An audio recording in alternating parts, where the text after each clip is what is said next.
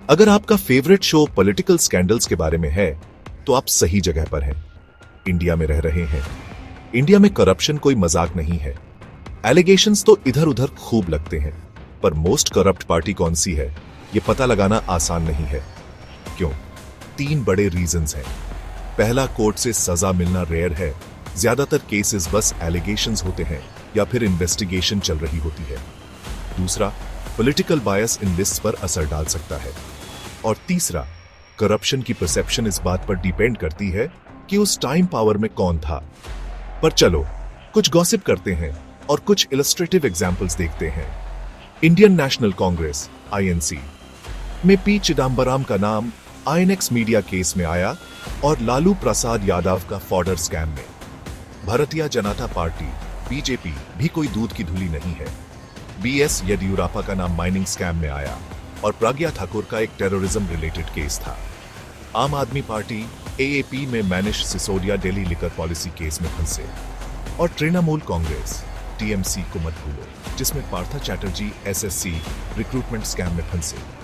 हर party के अपने scandals होते हैं, पर पूरी पार्टी को करप्ट कहना अनफेयर है। ईमानदार लोग हर जगह होते हैं। याद रखना, मोस्ट करप्ट का लेवल तो कोर्ट से सजा मिलने के बाद ही पक्का होता है।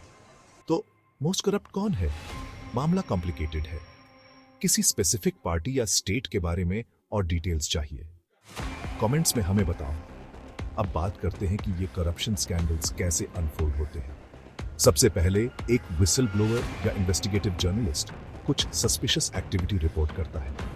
फिर मीडिया इस खबर को एम्पलीफाई करती है, जिससे पब्लिक का ध्यान इस पर जाता है। इसके बाद अथॉरिटीज इन्वेस्टिगेशन शुरू करती है, जो सालों तक चल सकती है। इस दौरान अक्यूज्ड पॉलिटिशियंस अपने बचाव में कई टैक्टिक्स अपनाते हैं।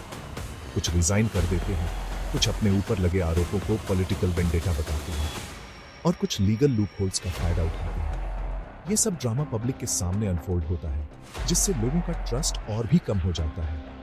लेकिन क्या इसका कोई सोल्यूशन है? ट्रांसपेरेंसी और अकाउंटेबिलिटी को बढ़ावा देना जरूरी है। स्ट्रॉन्गर लॉज और इंडिपेंडेंट इन्वेस्टिगेटिव एजेंसीज की जरूरत है। पब्लिक को भी जागरूक होना, पीडी रीडिंग और अपने रिप्रेजेंटेटिव से सवाल पूछने हैं। आखिर में ये याद रखना जरूरी है कि करप्शन सिर्फ एक पॉलिटिकल इशू नहीं है, ये एक सोशल इशू है। जब तक हम सब मिलकर इसके खिलाफ आवाज नहीं उठाएंगे, तब तक बदलाव मुश्किल है। तो जागरूक रहें, इन्फॉर्म्ड रहें और अपने अधिकारों को खरीदी रहें। कमेंट्स में हमें बताओ।